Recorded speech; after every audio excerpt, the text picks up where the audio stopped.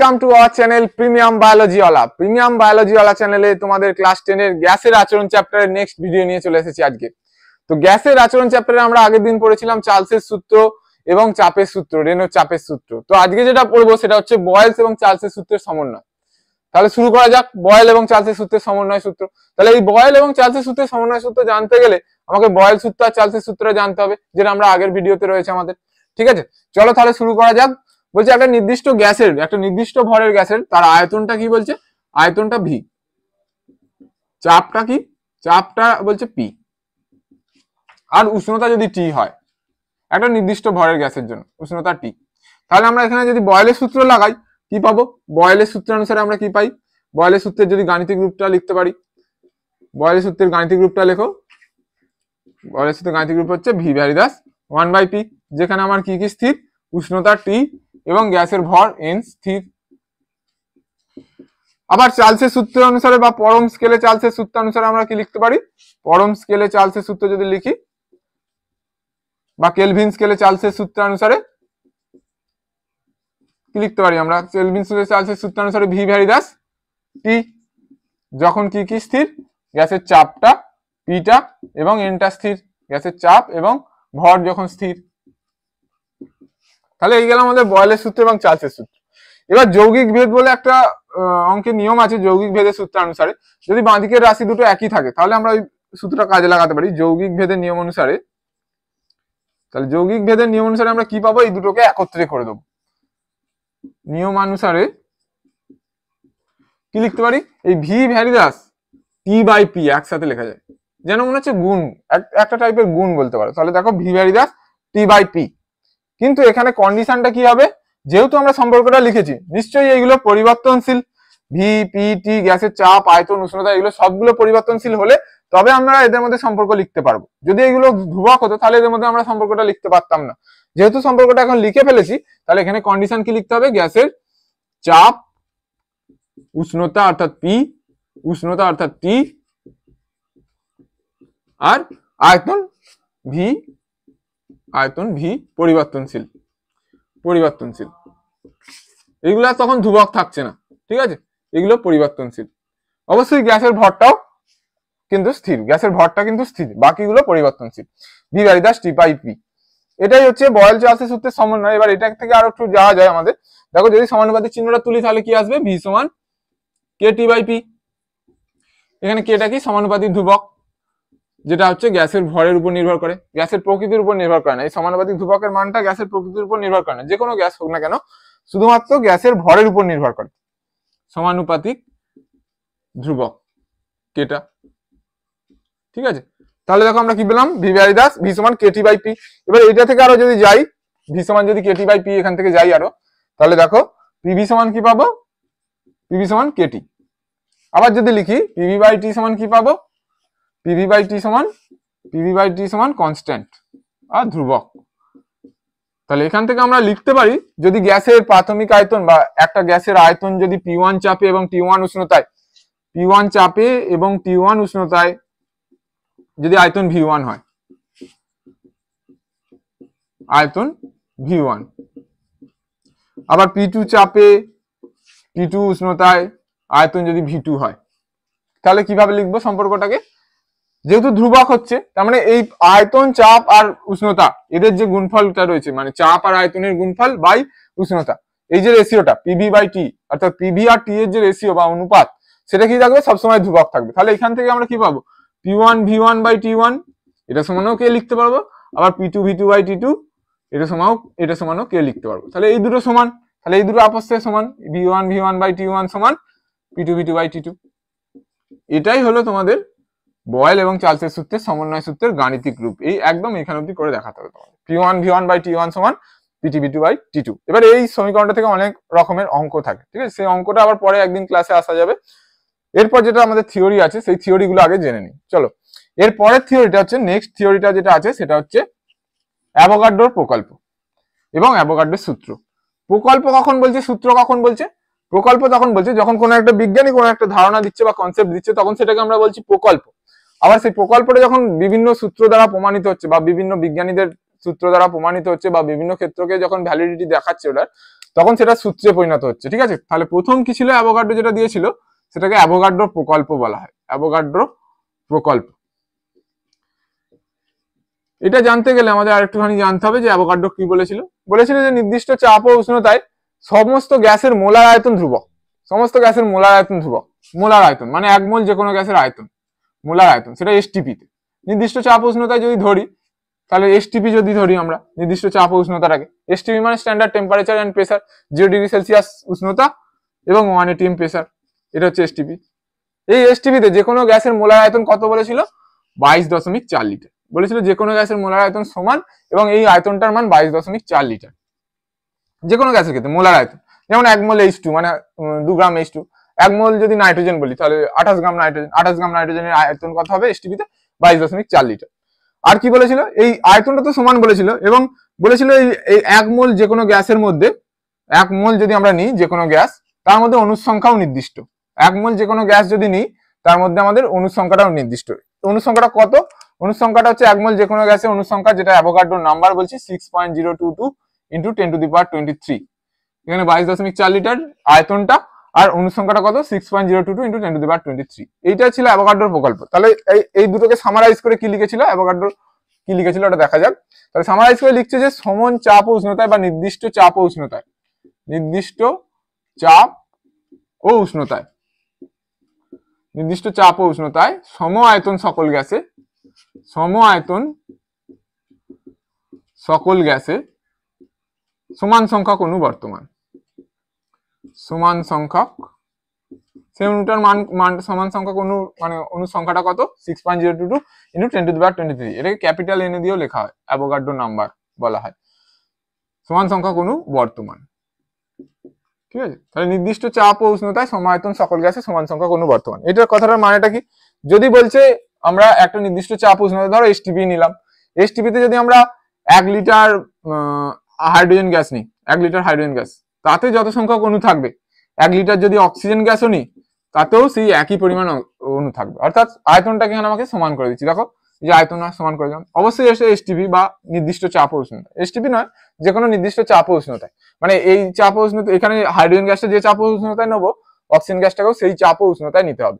অর্থাৎ 1 লিটার হাইড্রোজেনে যদি আমাদের অ্যাভোগাড্রো সংখ্যক অণু থাকে, 1 লিটার অক্সিজেনেও কিন্তু অ্যাভোগাড্রো সংখ্যক অণু থাকবে। এখানে যদি আমরা এক্স লিখি, এক্স সংখ্যক অণু আছে এক্সটি, তাহলে এই 1 লিটার অক্সিজেনেও এক্সটি অণু থাকবে, 1 লিটার নাইট্রোজেনেও এক্সটি অণু থাকবে। যে কোনো গ্যাসের যদি 1 লিটার নিই তাতে অণুর সংখ্যা কত থাকবে, এই এক্সটি, যদি নির্দিষ্ট চাপ ও উষ্ণতা হয়। এটা বলছে অ্যাভোগাড্রো প্রকল্প। এবার অ্যাভোগাড্রো প্রকল্পটা যখন সূত্রে পরিণত হলো, সূত্রটা একটু অন্যরকম হয়ে গেল। সূত্রটা কি বলছে, তাহলে এটা কি লিখবো আমরা, অ্যাভোগাড্রো সূত্র, অ্যাভোগাড্রো সূত্র,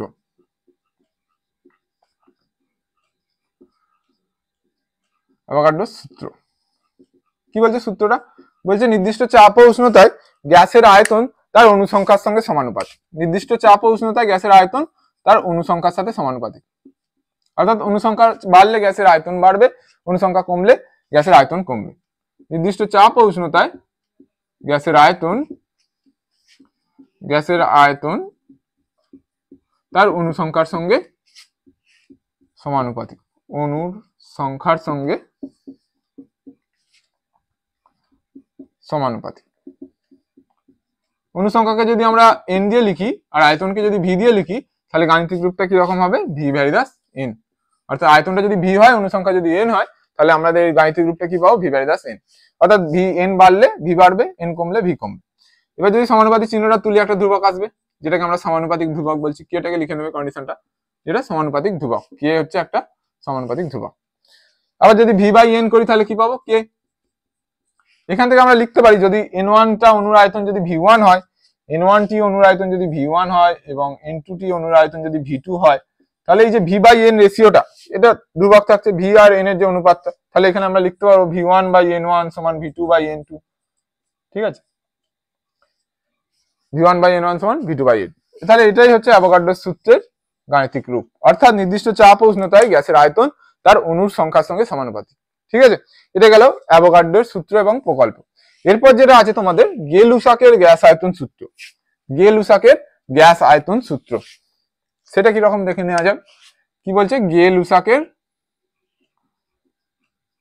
গ্যাস আয়তন সূত্র। গেলুসাকের গ্যাস আয়তন সূত্রটা কি রকম? বলছে নির্দিষ্ট চাপ ও উষ্ণতায় যদি কোনো গ্যাসীয় বিক্রিয়ক পদার্থ বিক্রিয়া করে তারা সবসময় সরল অনুপাতে বিক্রিয়া করবে। যদি নির্দিষ্ট চাপ ও উষ্ণতায় কোনো গ্যাসীয় বিক্রিয়ক অর্থাৎ গ্যাসীয় পদার্থ যদি বিক্রিয়া করে, দুটো গ্যাস যদি বিক্রিয়া করে, তারা কিন্তু সরল অনুপাতে বিক্রিয়া করবে এবং বিক্রিয়ার ফলে যে বিক্রিয়াজাত পদার্থটা উৎপন্ন হবে তার আয়তনটাও কিন্তু ওই বিক্রিয়ক পদার্থের আয়তনের সাথে সরল অনুপাতে থাকবে। আবার বলছি দেখো, তাহলে গ্যাসীয় যে পদার্থ দুটো, যদি গ্যাসীয় পদার্থ দুটো বিক্রিয়া করে তারা কিন্তু সেই বিক্রিয়াটা কি হবে, তাদের আয়তনের সরল অনুপাতে হবে, বিক্রিয়ক পদার্থগুলোর আয়তনের সরল অনুপাতে হবে।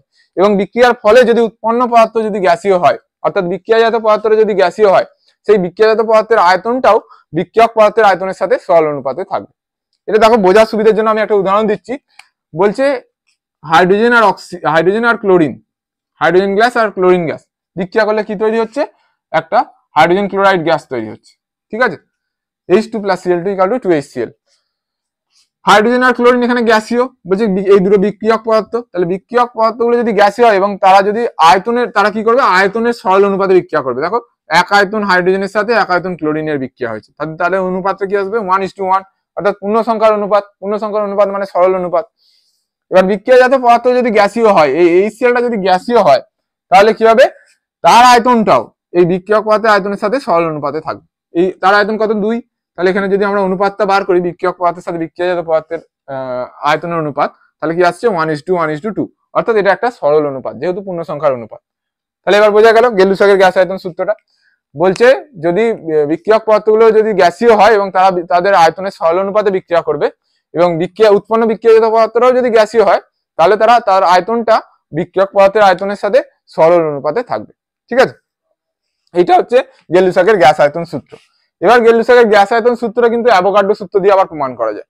তাহলে গেলুসাকের গ্যাস আয়তন সূত্র কোথা থেকে, অ্যাভোগাড্রো সূত্র দ্বারা প্রমাণ, অ্যাভোগাড্রো সূত্র দ্বারা, অ্যাভোগাড্রো সূত্র দ্বারা।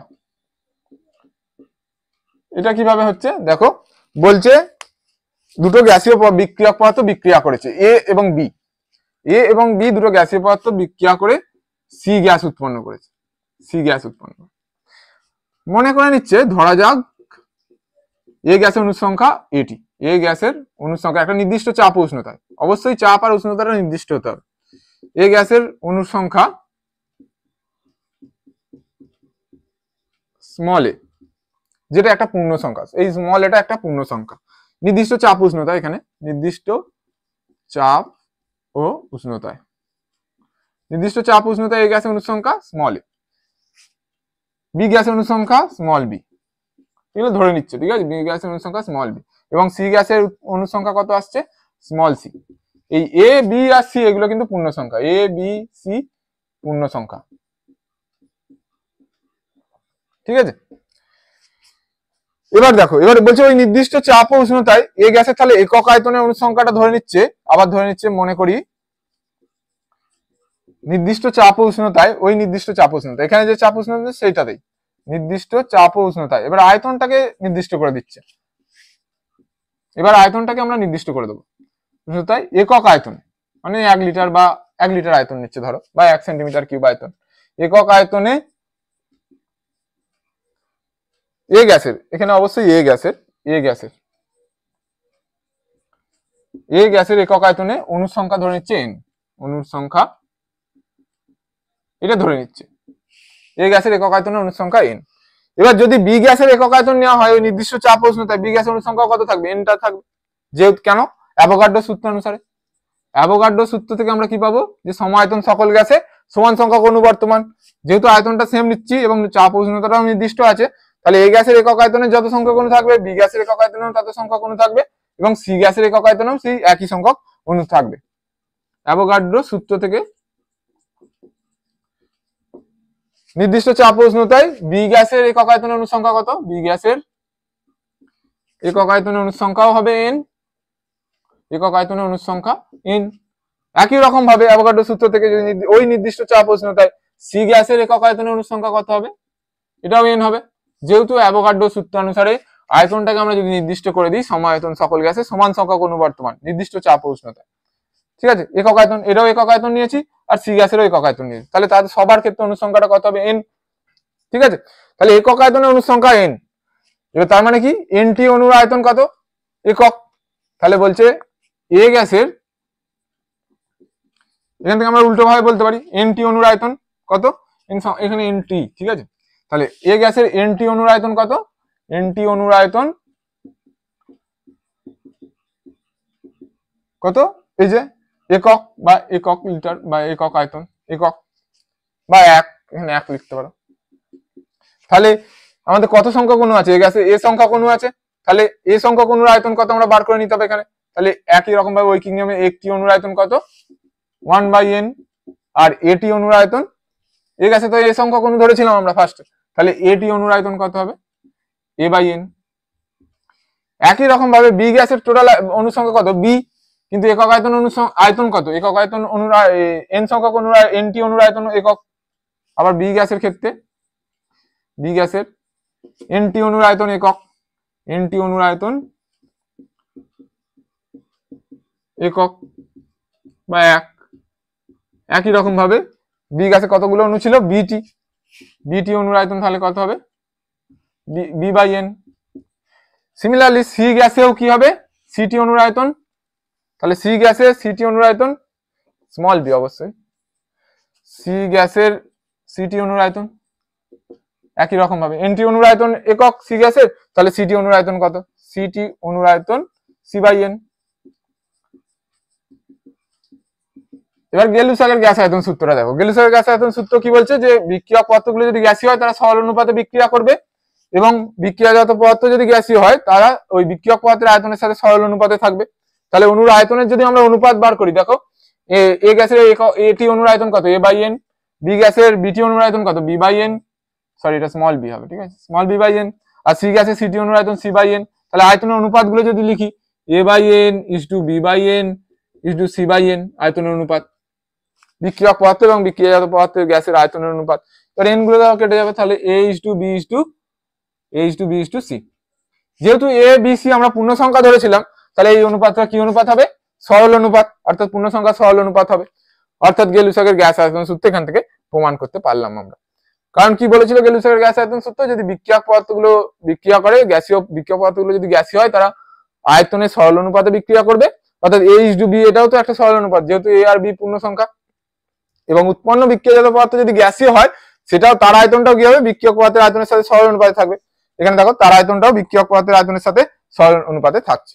এটাই ছিল গেলুসাকের গ্যাস আয়তন সূত্র, যেটা অ্যাভোগাড্রো সূত্র দ্বারা আমরা প্রমাণ করলাম। ঠিক আছে, তাহলে আজকে কি কি বললাম আমরা, চার্লস এবং বয়েলের সূত্রের সমন্বয়, তার গাণিতিক রূপ, সেখান থেকে আমাদের অনেকগুলো অঙ্ক আসতে পারে।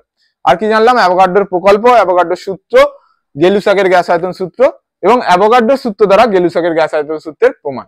ঠিক আছে, চলো আজকে এই পর্যন্তই থাক ক্লাস। আবার পরবর্তীকালে নেক্সট ভিডিওতে আমরা বাকিটা আসবো, আদর্শ গ্যাসের সমীকরণ এবং আদর্শ গ্যাসের যে আচরণগুলো আছে, গতিতত্ত্বের স্বীকার্য, সেগুলো আসবো পরে। ঠিক আছে, চলো টাটা বাই।